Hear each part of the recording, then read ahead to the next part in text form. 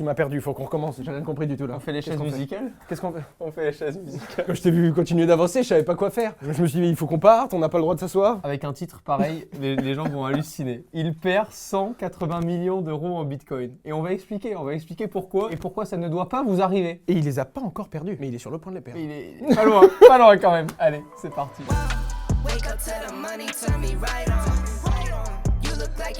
Salut tout le monde et bienvenue dans une nouvelle vidéo accompagnée de Owen Simonin, alias Asher.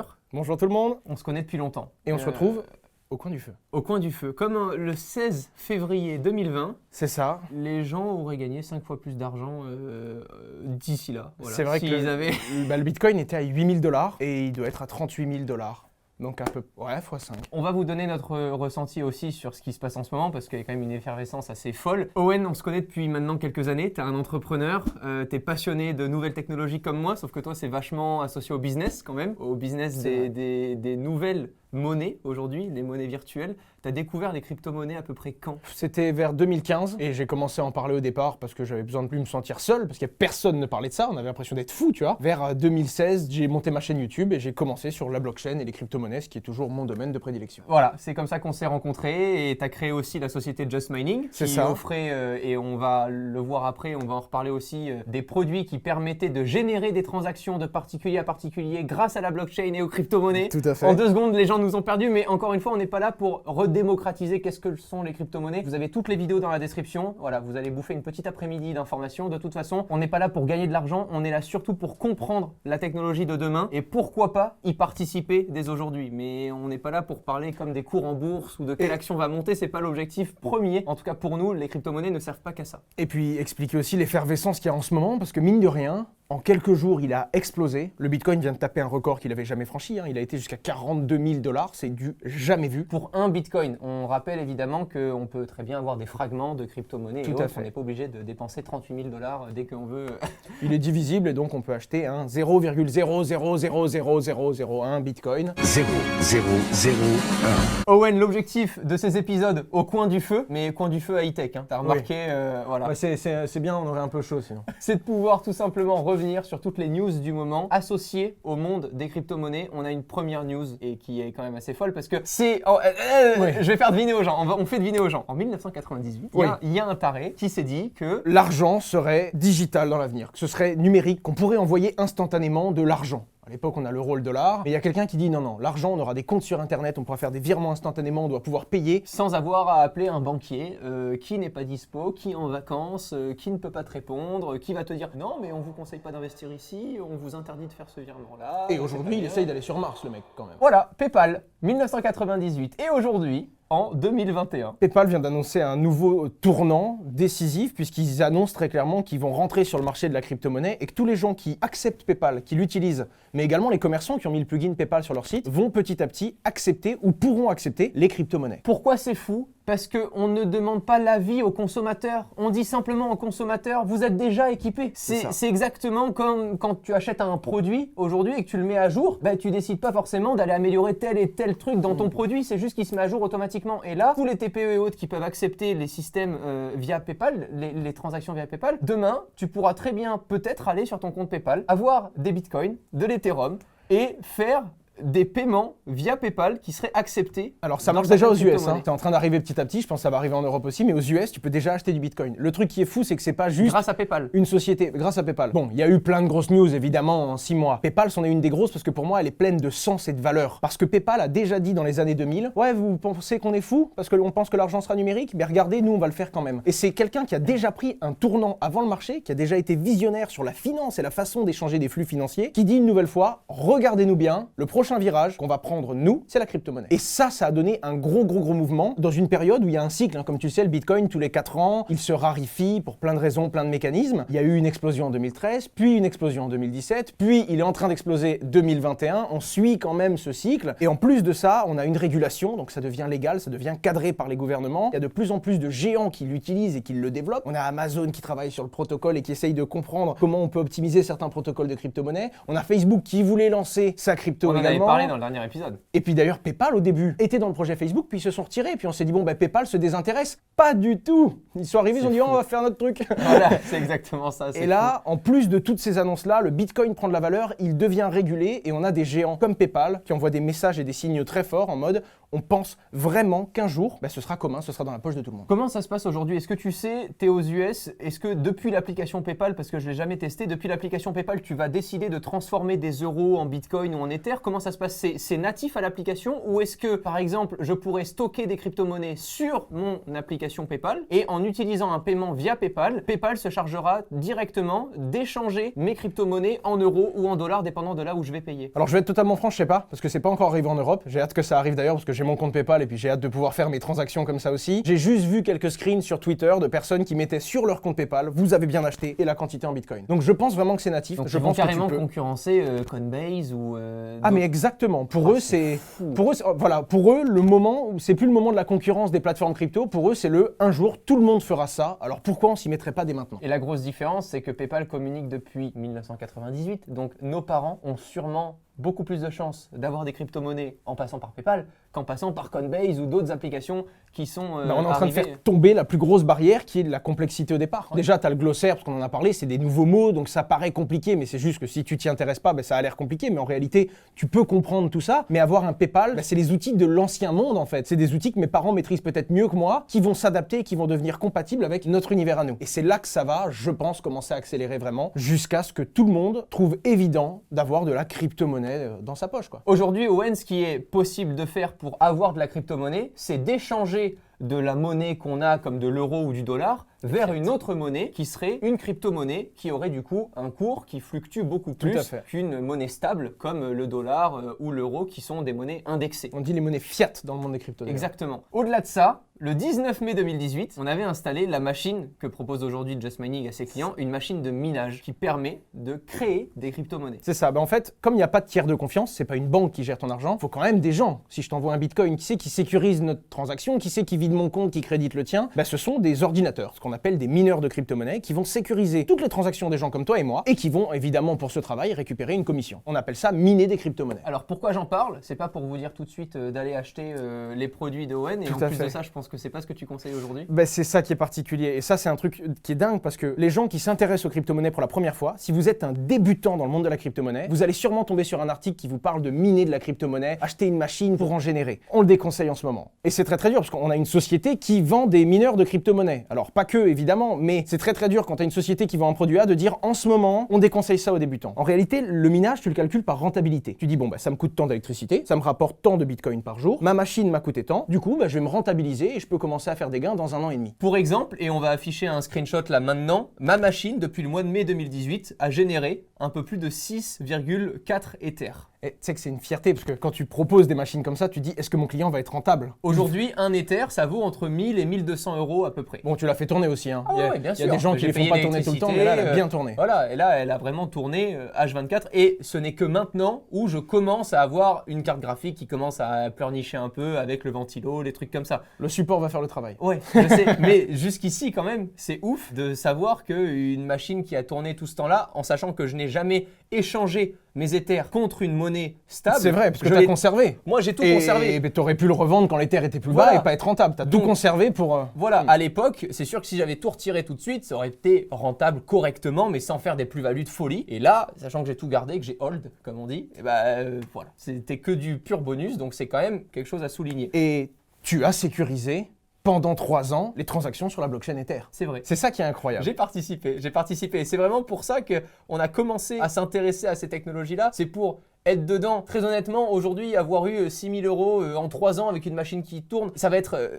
limite insolent ce que je dis, mais je m'en fous. C'est pas les 6 000 euros qui comptent. Pour moi, ce qui compte, c'est juste d'avoir participé à une toute nouvelle technologie et d'avoir été dans une nouvelle ère et de pouvoir peut-être demain dire à mes enfants, tu sais, aujourd'hui, ça te paraît normal de payer un croissant en Ether. Moi, à mon époque, il y avait une machine qui tournait pendant... Et peut-être Non, c'est vrai. Peut-être c'est que vrai, ça sera c'est ça, vrai. peut-être que ça sera une autre monnaie comme le Tezos aujourd'hui qui monte aussi. Il y a plein d'autres monnaies aujourd'hui qui ont vraiment un intérêt aujourd'hui puisqu'elles sont toutes associées à des smart contracts qui sont gérés par la blockchain. Il y en a de plus en plus en tout cas. Maintenant, toutes les nouvelles blockchains gèrent ces nouvelles fonctionnalités-là. Le truc qui est particulier, c'est que toutes les blockchains ne se minent pas, c'est-à-dire ne peuvent pas être minées. Certaines blockchains ont besoin de machines, c'est ce qu'on appelle le proof of work. T'as une machine qui travaille, qui récupère des commissions. Mais genre le Tezos, lui, fonctionne avec un nouveau concept. Bah, on en parlait hier. Il y a deux gros types de projets dans la blockchain en ce moment. Tu as les projets qui sont là pour améliorer et trouver des solutions dans le monde du sport, dans le monde de la musique, etc., grâce à la blockchain. Et tu as les autres projets qui sont encore en train d'améliorer la blockchain elle-même. On n'est pas en train de se dire on va faire une solution blockchain pour régler tel problème. On est en train de se dire non, le Bitcoin c'est bien, mais on peut faire mieux. Ah bah lui il a fait mieux, mais en fait je pense qu'il faut faire différemment. Et puis ça c'est bien, mais pas assez sécurisé. Ça, bah, on peut aller plus vite. Et c'est le cas d'Elrond, qui est une blockchain super scalable en ce moment. Il y a également Tezos qui fait ça vraiment différemment. Il y a Polkadot, je crois qu'il n'existait pas lors de notre dernière vidéo. Il a explosé, il est dans le top 5 des cryptos au monde là. Donc il y a vraiment des nouveaux concepts qui sont en train d'arriver. Et en gros, l'humain cherche la blockchain que tout le monde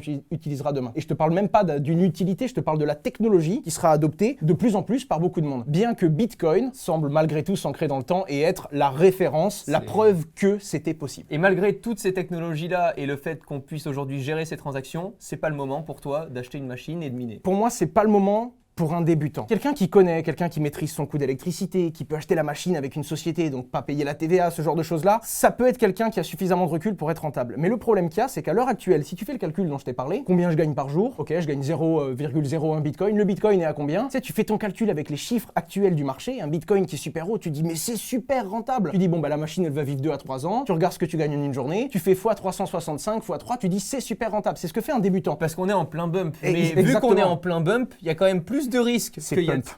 Pump? Pump, pas bump? Non, bump c'est, je disais pareil au début, bump c'est un dos d'âne. Je disais bump, on est en plein bump. On est en plein bump.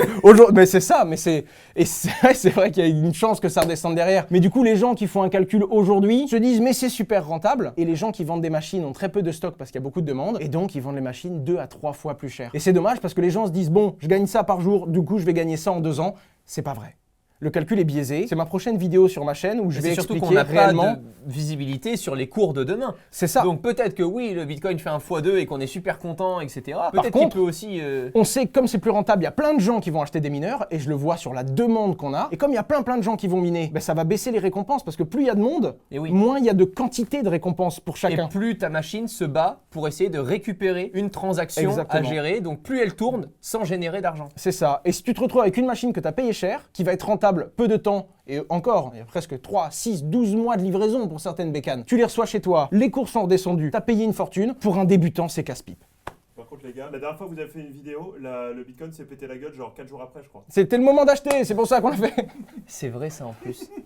Est-ce que cette vidéo va faire tomber le cours? Ah, t'imagines? Tu sais que c'est dur à savoir parce qu'en réalité, là, on sait pas dans quel range arrive dans le Bitcoin. Il a pété son plafond. Il peut littéralement monter à 75 000 ou 100 000 $. Ça dépend de la demande et de ce qui lui est ouvert et de l'utilisation. Tout comme il peut repasser en hibernation pendant 3 ans et tu les as connus. Hein. C'est ce qu'on appelle un bear market. C'est le moment où ça bouge pas, c'est calme et il y a vraiment plus grand chose. Et le pire, c'est pour ça d'ailleurs que tout comme acheter des machines, on déconseille aux débutants d'acheter aujourd'hui. C'est bien beau d'acheter du Bitcoin, mais même s'il fait x2 demain, si tu sais pas le revendre, tu gagnes rien. Ça sert à rien d'acheter si on ne sait pas revendre et donc un débutant, la bonne chose pour lui, c'est de quoi qu'il arrive, même si ça peut monter plus haut, ne pas acheter dans ces périodes de folie où le marché s'excite parce qu'il y a des gars qui eux sont là, des gars comme nous, qui sont là depuis 5 ans, qui connaissent les mouvements du marché. Et nous, on sait très bien que si les cours s'enflamment, c'est parce qu'on en parle à la télé, parce qu'il y a des gens qui arrivent, qui achètent beaucoup. On n'en sait pas plus que vous, c'est juste que vu qu'on y croyait beaucoup plus tôt que vous, ben oui, moi, le premier Bitcoin que j'ai acheté, il coûtait 600 €. Et puis même si t'es convaincu dans ta tête, et il y a des gens qui sont convaincus que le Bitcoin, un jour, il sera 1 million. Quoi qu'il arrive, des gars comme nous qui l'ont acheté et qui l'ont connu à 7-8 000 $,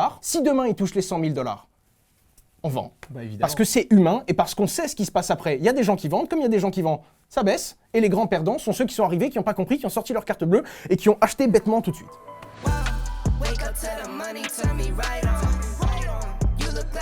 Il y a peut-être, très bientôt, un perdant. Mais un perdant du loto. Un perdant du... 180 millions d'euros. Celle-là, elle est dure. Hein. Celle-là, elle est dure. Et il a même tweeté, il a dit « J'espère que ça va servir de leçon aux gens. Mes erreurs doivent servir de leçon. » Une personne, un Allemand, a acheté, il y a très longtemps, plus de 7000 bitcoins. Et aujourd'hui, ben, il a plus son mot de passe pour détecter son disque dur qui est crypté et dans lequel il y a tout simplement ses codes pour accéder au portefeuille. Le pire, c'est que tu pourrais avoir un truc et dire « Bon, bah, je vais réessayer, je vais tester tous les mots de passe que je connais. Un jour, je vais trouver. » Tu pourrais même brute forcer et mettre un logiciel qui teste tous les mots de passe un par un. Mais le problème de ce gars-là, quand il a chiffré le disque, il a fait en sorte que s'il y a 10 erreurs sur son mot de passe, ça supprime tout ce qu'il y a dedans. Et il lui reste, et c'est pour ça qu'on dit qu'il a pas C'est encore horrible. perdu, il lui reste 2 tentatives. T'imagines? 2 tentatives. Je peux te dire que, mais la pression que tu dois avoir quand tu appuies sur entrée. Oh. T'imagines le logo validé, Oh, le logo purée. tu es connecté. Oh là là, c'est fou, hein.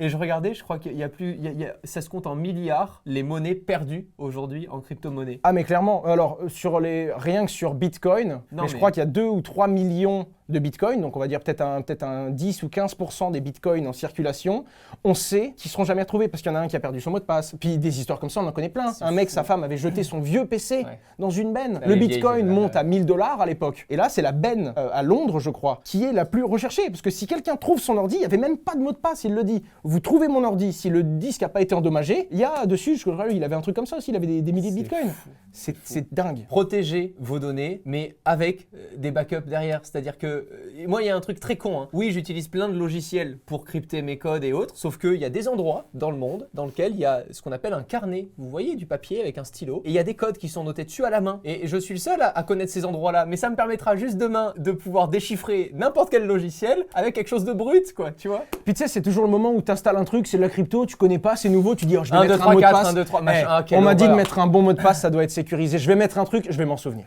Non, tu t'en On souviens rigolait pas. ce matin, on disait imagine que le mot de passe ça soit petit canard du 98. Genre le mot de passe pourri.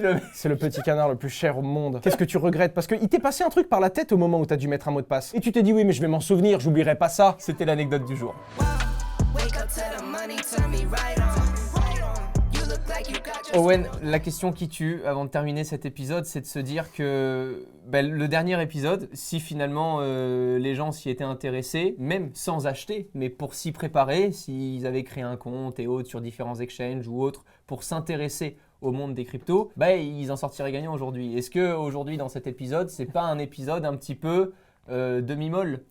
Bah, c'est vrai que. Je suis pas sûr qu'on dit comme ça pour les épisodes. Un épisode demi-molle, je sais pas si c'est adapté. Parce que c'est frustrant aujourd'hui pour les gens qui regardent et qui se disent « Ouais, mais du coup, je vais pas me poser de questions, j'y vais, etc. » Non, en fait, non, vraiment, cet épisode, il est là juste pour vous expliquer comment se passe aujourd'hui l'actualité de ce monde. Et puis éviter de faire une bêtise, parce qu'à Ouais. l'époque, on aurait pu dire intéressez-vous, allez-y, c'est le moment de découvrir. Là, pour un débutant, bien que le prix peut monter, c'est ça qui est dur. Aujourd'hui, un débutant qui réfléchit pas, qui sort sa carte bleue, et on le voit sur les recherches Google, hein, c'est à la mode en ce moment. Hein. Quelqu'un qui va aller acheter sans comprendre Et puis, n'importe quelle On crypto-monnaie. le voit sur les referral links. Moi, j'ai vu des gens, quand le Bitcoin il monte au-dessus de 30 000, ils achètent. Je suis en mode mec, non, Mais pas c'est- via Coinbase pour en mettant 100 balles et tout. Forcément, tu vas te griller parce qu'en fait, nous qui sommes là depuis longtemps, on se fait de l'argent sur ton dos, qui n'y connaît rien et qui arrive à plus de 30 000 euros et qui met 100 balles. En fait, en 2017, les gens disaient que quand c'était trop tard, c'est quand Nabila en avait parlé. Et c'est un peu l'effet qu'on commence à avoir là, c'est-à-dire que monsieur tout le Totalement. monde en parle. Quand je vois à la télé qu'on est en train de résumer encore en 2021 que le Bitcoin est utilisé pour acheter de la cocaïne, alors qu'il y a du blanchiment partout et qu'on peut très bien avoir des faux billets qui tournent. et- 0,12%. Hein. Le blanchiment sur Bitcoin, c'est la plus grosse bêtise que les gens disent encore. Il y a moins de blanchiment sur le Bitcoin que sur le dollar. Mais les gens sont restés bloqués là-dessus. Et en réalité, quand on veut en parler, il faut un truc à dire. Donc tu trouves un truc qui fait du clic. Blanchiment d'argent, ça fait du clic. Non mais voilà, ce qu'il faut retenir, c'est que même si ça peut monter plus haut, c'est pas quand ça secoue dans tous les sens et qu'il y a des gars qui attendent ça depuis 4 ans pour vendre au bon moment et pour faire baisser les prix, c'est pas là qu'il faut envoyer les débutants. Même si ça peut monter plus haut, c'est casse-pipe pour ceux qui viennent de découvrir cet univers. Et donc c'est une vidéo, non pas qui vous déconseille de vous intéresser à la technologie, allez-y, elle est incroyable, mais c'est pas le moment d'aller casser votre compte en banque pour devenir riche. Ce serait une bêtise et c'est ceux-là les plus gros perdants de 2017. Merci Owen. Merci à toi Romain. À très vite. Prenez soin de vous. Ciao tout le monde. Au revoir. wake up to the money, turn me right on. You look like you got just with no lights on. A Superman that spin like a cyclone. Fit check spin like a cyclone. Wake up to the money, turn me right on.